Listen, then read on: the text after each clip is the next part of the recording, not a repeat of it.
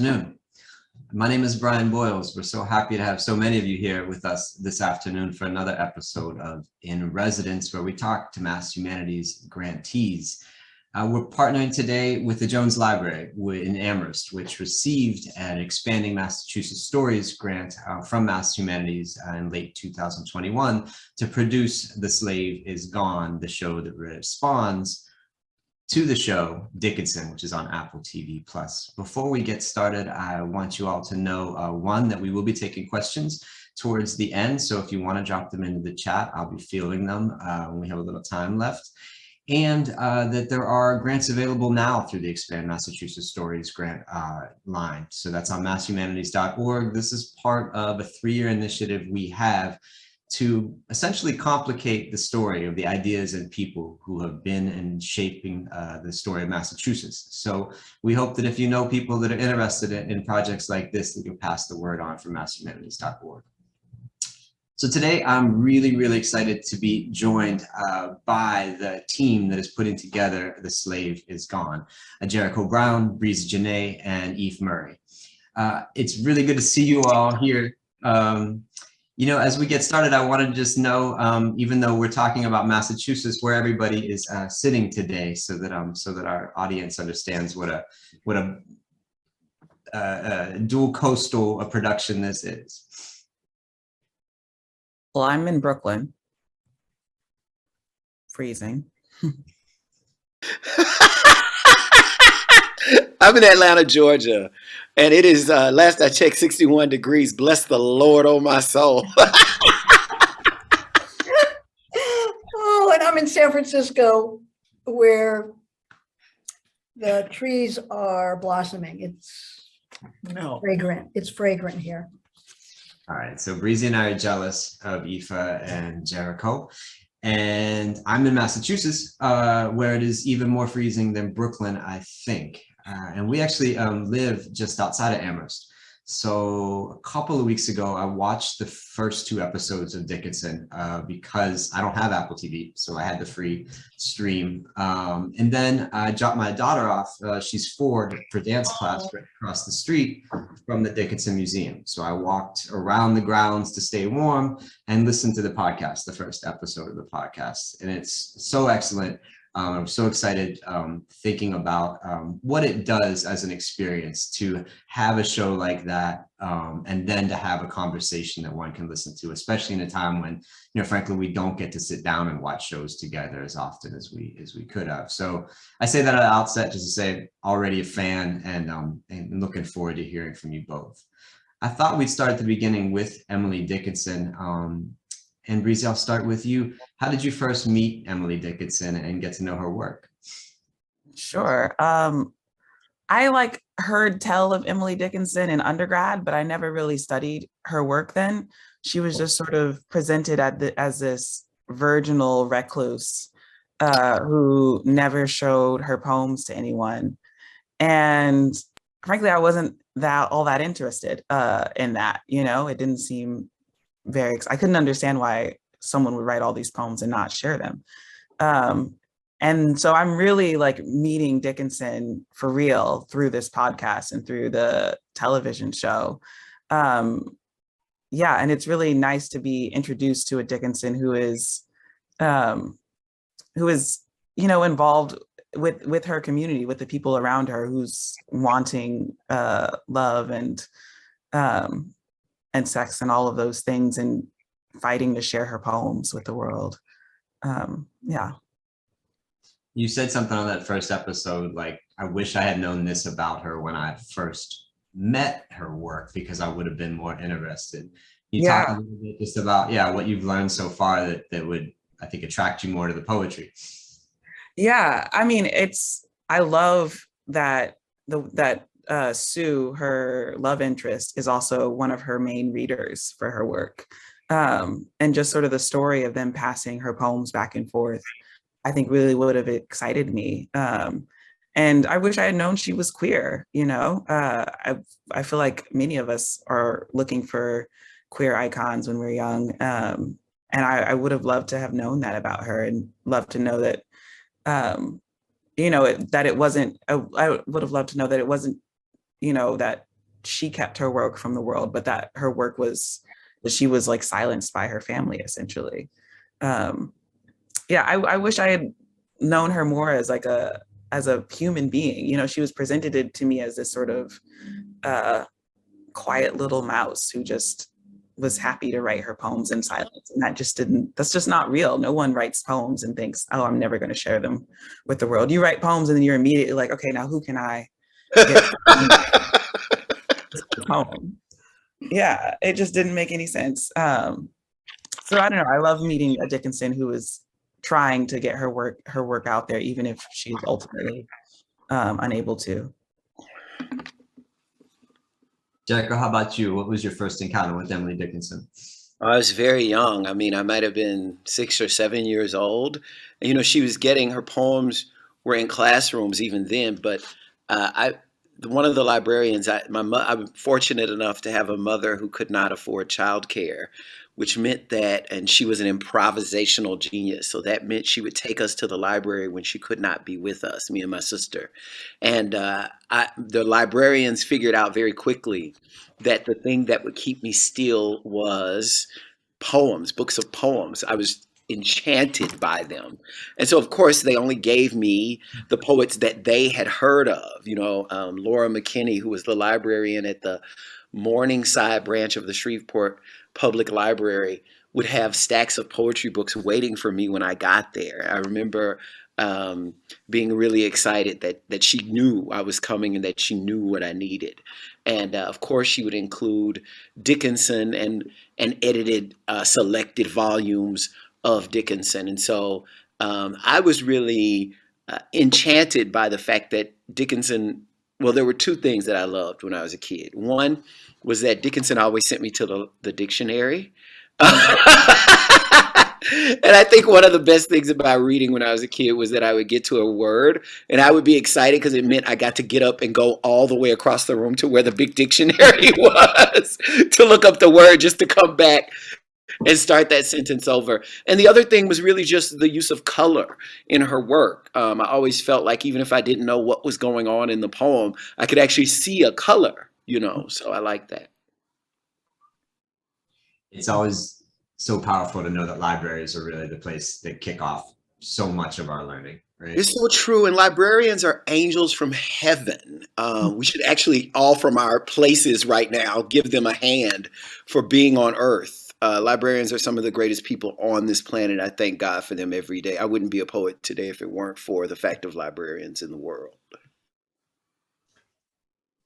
Aife, we also think super highly of scholars, and you're named the Rogue Scholar for the podcast. Can you tell us a little bit about, for you, I want to keep digging into this idea of the perception of Dickinson versus what we know, because what we know seems to continue to be unfolding through scholarship, and then our impressions unfold as we watch a show like Dickinson. For you, what is something people don't maybe get about her life that you feel like has been revealed through scholarly work over the last even decade? I think people miss that there's class and race in the story. And even, I think the further we get away from that period of time, the more we lose the nuance. So I was thinking about courtesy of our Bass Humanities grant, we now have a research assistant who dug up this choice morsel, because even Edward Dickinson was thinking about class, and he was describing something about when the railroad first came through Amherst. And he writes to his son, the working men will be digging in Logtown next week. That's Belchertown. And we shall soon see those animating shanties smoking through an old flour barrel for a chimney. So he, in 1852, is describing class. And that railroad is 2 blocks from the Dickinson homestead. And right around that, living in those animated shanties are the Nunatak people, maybe Nipmuc people.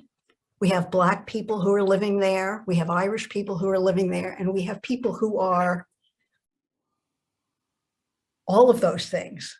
I mean, there's what is now sometimes referred to as Black Indigenous people, but that is very much describes the African American community of Amherst at that time. So lots of that gets prized out of her story, because if you have servants in the house, they're always there. And yet that's what slips from the story. So, I mean, that's just one thing. I mean, there's incredibly exciting research being done about the manuscripts and the writing on scraps and the circulation. I mean, there's just brilliant stuff coming, and that has come out in the last decade or so, and it's incredibly exciting for how it makes us think of.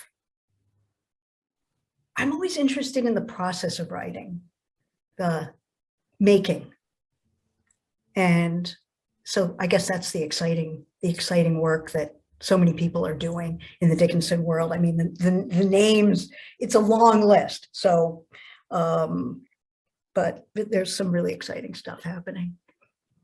I think that's what's fascinating for me just about the initial engagement with the show and then listening to the podcast is it is such a much more complicated world that she's living in than the one that we're told that she lives in historically. And I also really loved, and I think you guys talked about this in the first episode, this idea of the process and how it's not simply that she's secreting a way to write this, but that she actually has to struggle to be able to find the paper to do it on and to be able to store it. And that I feel like from a poet's perspective must be really, really interesting too, when we talk about process. When I think the thing that I love about Dickinson, and that's interesting, it's interesting to me that the show means to capture, is that just that Dickinson really was not playing around with being a poet, you know, and that she really was, whether somebody saw it or not, she really was taking her time to write well-wrought lines. She really was thinking about the exact right word and the exact right moment to make a turn, and she was doing the work that poets do. And part of what I love so much about Dickinson is how she takes that work seriously, in spite of the fact that no one else might take that seriously about her. You know, and so, you know, people say this thing about how the work is the reward, and, you know, that search for paper and not just the search. I mean, you know, there's work, there's the work you have to do to get to the point where you can get the work done. But then you're doing the work of the work, you know what I mean? And so for Dickinson, if we think about the real person in the real life, the only thing that she's getting back are these very brilliant poems that she's believing. She's you know, she's creating for herself a voice, right? She's creating for herself a sense of the line. Do you know what I mean? And there's really not very much in the way of role model for her as it relates to this. Not that there aren't other women writing, but the women poets writing aren't doing it in the same way that Dickinson is getting it done. They're definitely not necessarily doing it in the same context. So that is all very enchanting for me. And when I think about what I want people to know about Dickinson and what I want people to know about poets is that we're not just like primitive beings who who chant a little and then come up with a poem that makes you cry, you know, that it is indeed work and work that we think of as worthy and valuable, you know, and that in the moment of doing the work, it's not about awards and prizes. It's about getting it right for the sake of the poem, which I love to think about when I think about Dickinson, and which excites me about the show. You know, they show the Dickinson character in the show, you know, getting up early or staying up late or doing whatever she needs to do to make the writing happen. And working on her poems. The other thing I love about the show is that it looks like my life in that, if when I'm in the grocery store looking at avocados, I'm also working on a poem. And so there's always these poem lines that come up in the show, which I find really attractive because oh, she's not writing the poem, but she's writing the poem right now. As she walks from one house to another, she's writing the poem, It's also wild to think of her doing this work, like you say, all in her head, or just the fact that, like, for me, getting to one poem, I'm going to go through a million drafts, or like a lot of drafts. And, those drafts are going to be on my phone, they'll be in my notebook, and then they'll be in my computer and all of these places that I have available to try out different line lengths and try out different titles or words or different way of expressing the poem on the page, whereas she couldn't do that. She had just that little scrap of paper, and like once you start putting it down, you had to get it right, or get it as close to right as you could. That is quite amazing to me. There's something very provocative about how the lines arrive on screen, because I imagine to a poet, there is something almost external sometimes to the way the line finally feels like it's, as you said, Jericho, like you're getting it right. And for her, that's really the only confirmation that she must have that she's getting it right, because there is no audience or workshopping that can be done. Mm-hmm.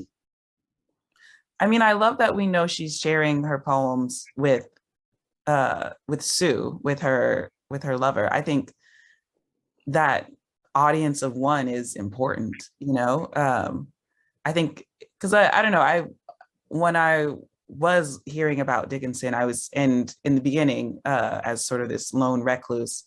I was unattracted to the idea of poetry happening in a vacuum, but she wasn't just in that vacuum. She had just that one listener.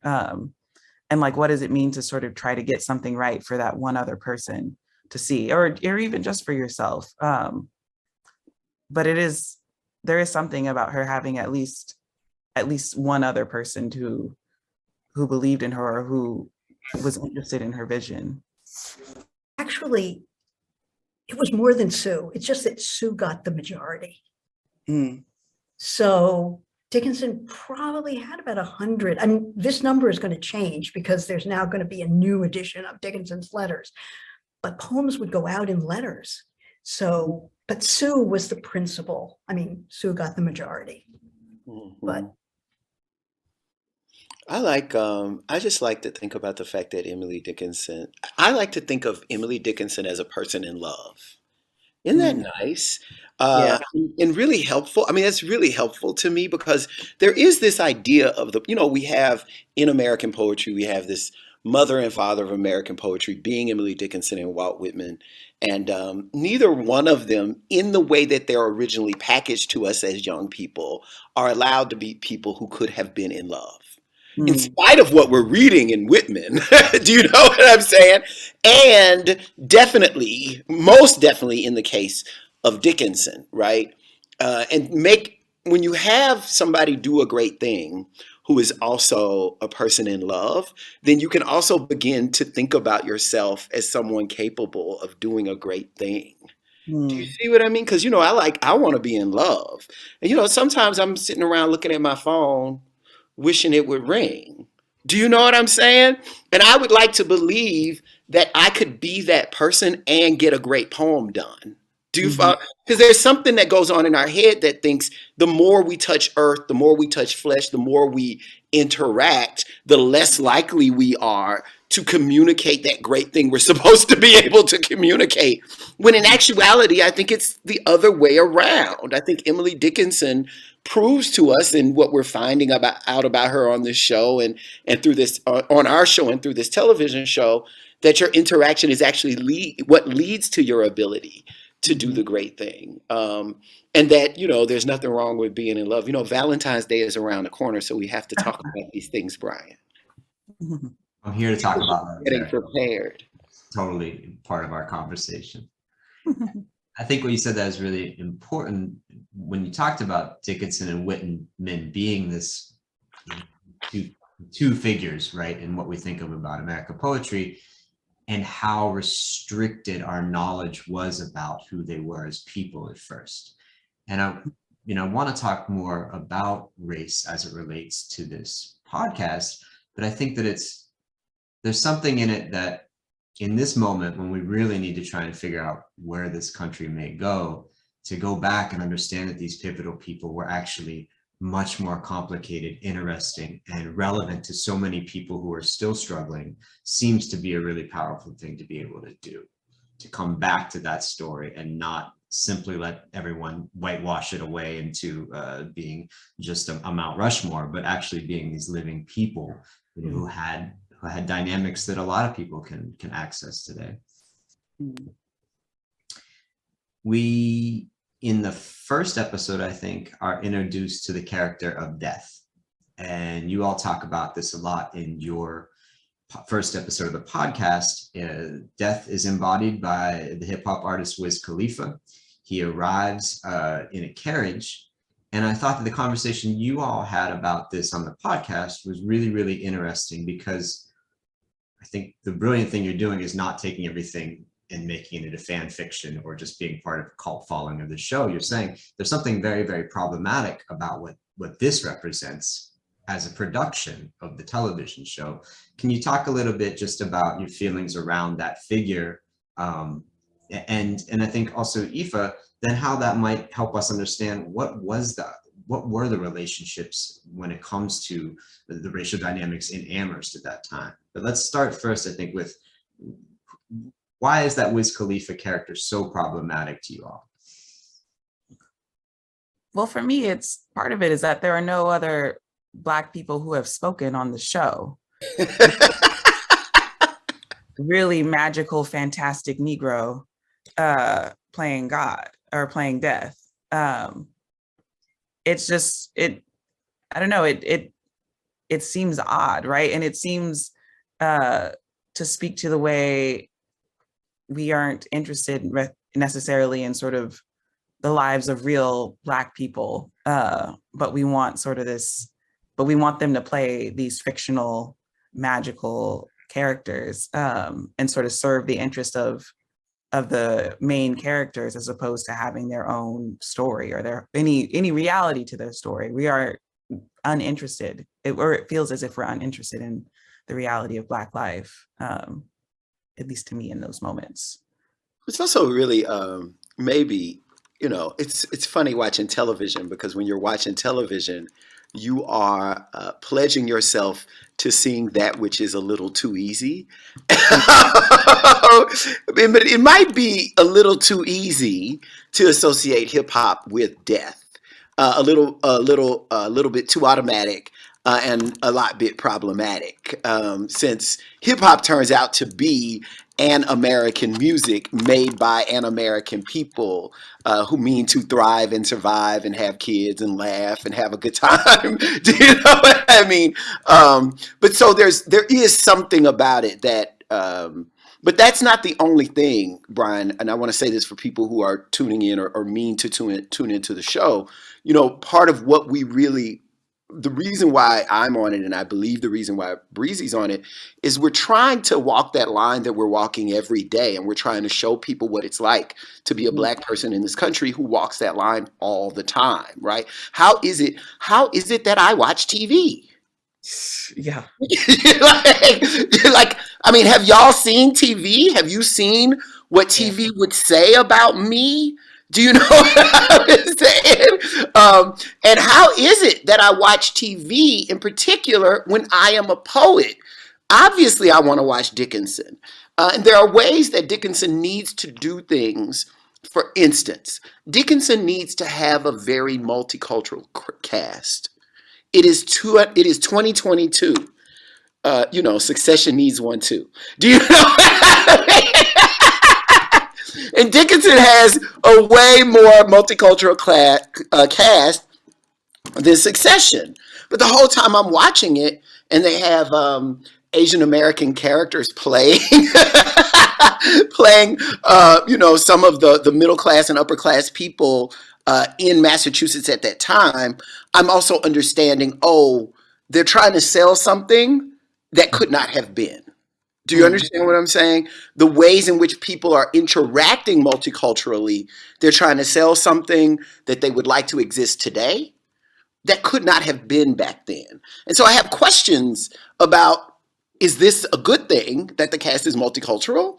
Or is it not so a good thing? You know, we were talking about this in our last recording about the fact of making a maid white instead of making a maid black on the television show, and the difficulty of having a black maid on a television show in 2022.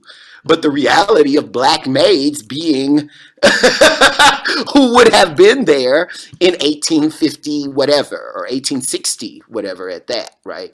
So that's part of what we mean to problematize when we're talking about the show. And the show's, you know, the show's called The Slave Is Gone for a Reason. Yeah. Tell us the reason. Because that girl is gone. She is not here. She is not. Not here for the foolishness either. Like even with the scene with Dickinson and Death, she's flirting with this black man as if that would be okay, you know, as if everybody's free in this show that is written during enslavement or that takes place during enslavement.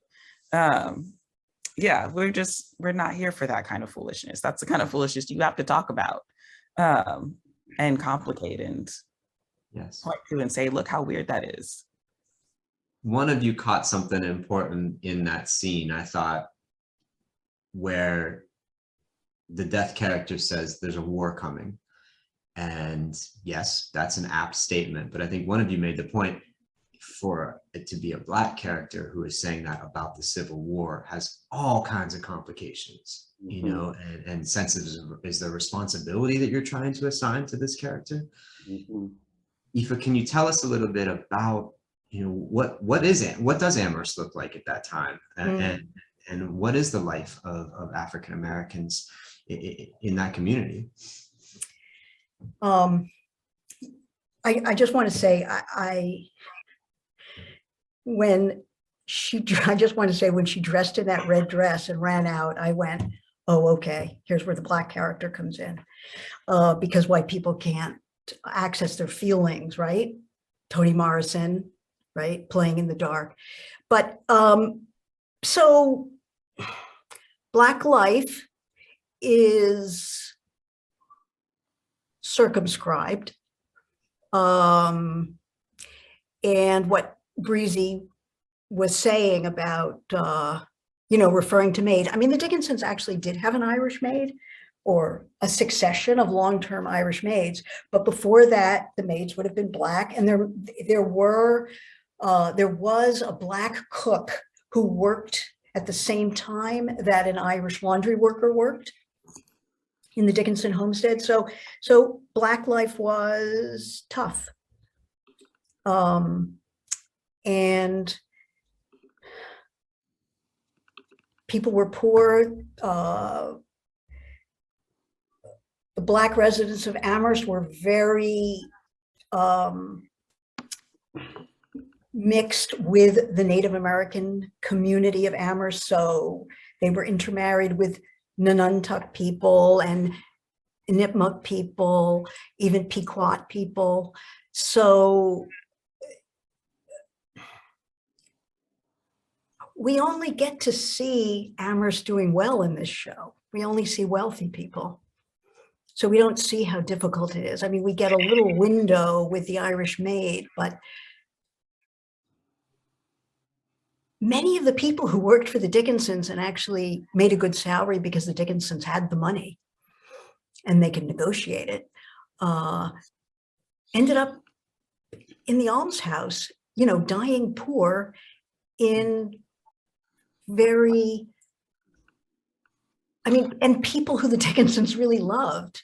Richard Matthews was just very loved by the Dickinsons. And his entire family, but most of their children died of the diseases that are associated with poverty. And Dick Matthews himself died in an almshouse. So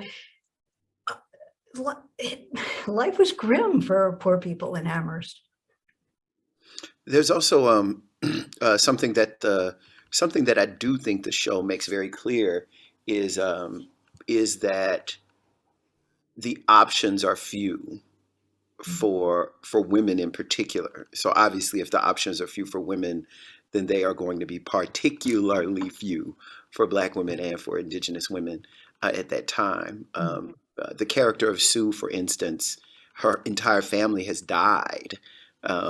It's really interesting what Dickinson does with this, what the show is trying to explain to us, that disease is rampant in a way where at any moment, people are always dying. Do you know what I'm saying? Because people are always sick. And what's interesting about Sue's character is because her family has died off, she is in a position where she has to get married in order to survive, which seems to me the condition of so many women during that period, and the thought of so many people about what women have to do in order to survive during that period, which says more to what we think about women. We think of them as dependent, so we infantilize them during that period. It's really an interesting way of getting at it, because they do it through, in the case of Sue, every time somebody dies, they find in her family, they find a way to make it humorous, which is really odd and very very strange, but also how I do think they manage that in the show. That relationship with Sue also brings up other class issues, right? Because there's this feeling that she is somehow part of an Irish working class. She's lost everybody, and now she's coming under the wing of the Dickinson family. And I think you guys talked about that in that first episode, about in general how this teenage Dickinson comes off a lot of times as extremely insensitive and unable to be empathetic to other people. I mean, I kind of appreciate the show portraying her that way. It feels in some ways realistic. Would someone with her privilege necessarily sort of know how to empathize appropriately with people who don't have her privilege? It sort of speaks to the way that, like, the children of the wealthy are their wealth. They're wealthy, and they don't necessarily know what's happening with the rest of us, or know how to take the rest of our struggles seriously. And so in some ways, I like that they let her character be flawed in that way, because it seems like a realistic flaw that someone in her class might have. I mean, True. I mean, and thinking about what you were saying about, like, the Dickinsons loving some of their help, but then their help dying in poverty, that speaks to the type of love that the wealthy have for people who aren't in their class. It's like, oh, I love you, but I'm not going to help you beyond your use to me. And so, yeah, Dickinson's sort of carelessness feels very right in the show to me. So tell me about how you all came together to do a podcast on the show.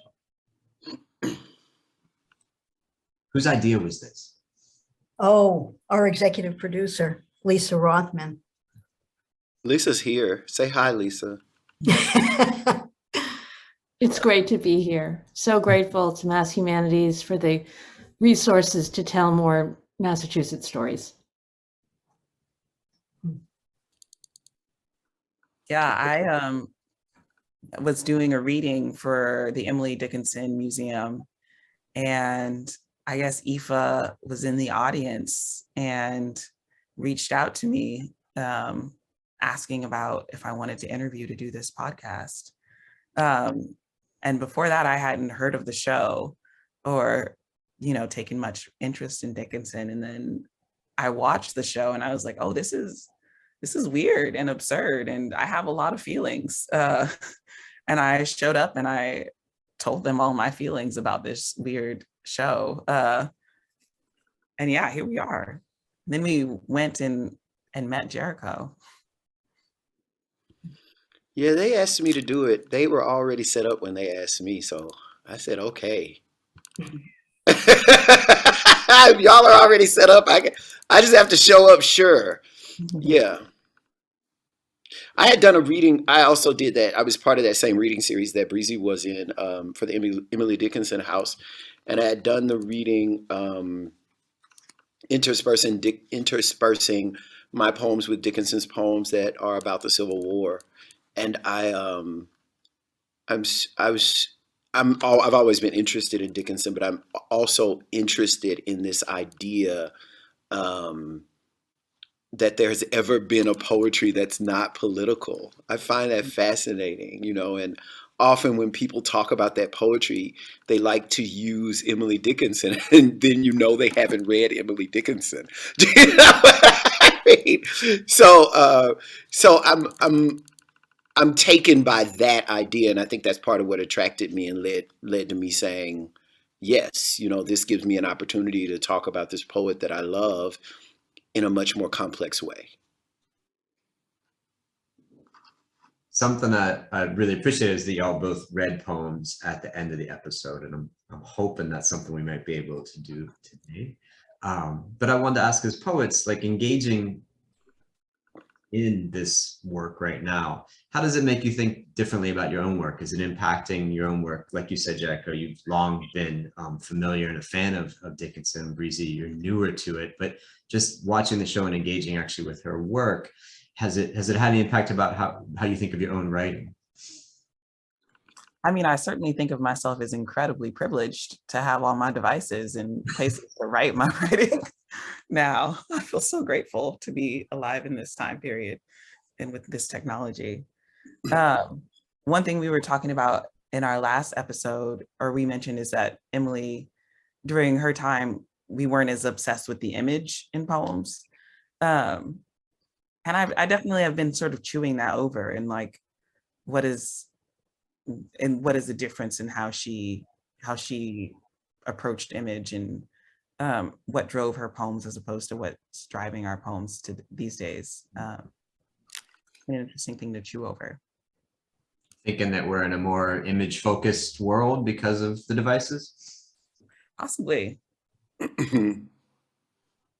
Imagism comes after Dickinson. So when you think about the modernists doing the work that they were doing around, and their belief, Ezra Pound and his belief in the image and what the image could do for the emotions, that hasn't come around when Dickinson's writing. And yet she is a poet who makes use of image, but she's not an imagist poet. She's a poet who makes use of rhetoric much more than she makes use of image, makes use of abstraction, which for 21st century poets is a no-no. And not just a no-no, it's just plain difficult. It's very hard to write a poem that's all abstractions. I mean, if something's all abstractions, you end up not with a poem, but with a Hallmark card. You know what I mean? So I think part of what I've been interested in with Dickinson, and I've been interested sort of not just in Dickinson, but one of her contemporaries, Frederick Douglass. And there's a poem about him called Frederick Douglass by Robert Hayden. And it has always baffled me. It's not a good poem. It's a great poem. And it has always baffled me because there is not one image in it. It makes me so angry. So I think working with Dickinson in this way has reminded me of this goal, this sort of secret goal that I have of writing a poem that actually works and yet does not have an image, which I think is really hard work, really hard to do. I haven't managed it yet. I have to look up that poem. It's ironic just given what Breezy said, because Douglass was so photographed. He was like the first person to really be shot so many times too. I want to remind folks that we will take questions through the chat. I wanted to ask you all, I guess, as sort of a final question, well, two things. One, what are the plans for the podcast going forward? How many episodes do you guys foresee doing? I know this show ran for 3 seasons. And then secondly, has there been any contact with the people who produced the show? Have you heard anything from them, or have you reached out? I know that some of the props and things went into the museum, but just wondering if you've had any discussions there. Elena Smith, who created the show, is been tweeting about her excitement about the podcast. Actually, Breezy, you're the one who's had the most contact with the writers' room. Just random tweets on social media. But yeah, I every time we make a show and offer a little polite criticism, I'm always just like, I hope they don't hate us. Like the show. I just have a lot of feelings. Where does the show go? Because I've seen the first 2 episodes and I've listened to 1 episode of the podcast. But as the show moves forward over 3 seasons, and you guys have started to record podcasts, what are the interesting things that have come up to you, I guess, just about the choices they're making? Well, I haven't watched beyond the first season of the television show. But one thing I am looking forward to in our podcast is bringing in guests and contemporary poets and thinkers and inviting them into this ongoing conversation we're having. I think we should have, it should be a good time, with some of these guests we're having. Yeah, we have Dinesh Smith coming as a guest. We had Rage. We're really excited about some of the people that we're sitting around with because they're good poets, but they're also people we want to gossip with anyway. So, and Dickinson, in many ways, especially thanks to Aife and Aoife's knowledge, but it is a serious show, but it's also a show where we get to have a good time. So if you haven't listened to it, we were tossing around the word bawdy, and they said that's not the exact word, but I do think we get a little bawdy. So, it's not all. It's a TV show that means to be a comedy in many ways, and part of what we're doing is we're answering back to that comedy just as much as we want to know about the real life time. I feel like Langston Hughes now because that, I said that thing earlier about, how do Black people watch TV? And that's how. Do you know what I'm saying? It's laughter mixed, that's what he says in The Negro Artist and the Racial Mountain. He calls the blues laughter mixed with tears. And that's part of what we want our show to be like. And when we laugh, we want to laugh big, and we want to make fun of what's going on, and we want to get wrapped into the soap opera like aspects of the show and say, did you see this happen, girl? Do you know what I mean? But we also want to turn to Aife and turn to one another. Breezy and I turn to one another and talk about some other things that come up too for us. There's an episode, for instance, in which the women in the show are dressing as men, right? And that episode gives us the opportunity to talk about real trans people and real trans lives in the 21st century. But it also gives us an opportunity to laugh about the Lizzo song that they're playing in the background of that episode. So a lot is happening in a 30-minute period of a Dickinson episode, and a lot is happening in the period of our after show. And we hope to keep laughing for 3 seasons. Yeah. I know that you just hired a research assistant, and Aife, can you talk about what the research is and what you're asking that assistant to do? Because I think adding the scholarship to each episode is really interesting. Well, we reach out to Breezy and Jericho and say, well, so what interests you in episode 3 or episode 4? What are the issues? And we come into it thinking, oh, it's going to be X. And then they turn out to be interested in Y and Z. So suddenly, I could basically tell you everything about the Dickinson plumbing, but I don't necessarily know everything about Y and Z or whatever Breezy and Jericho want to break down.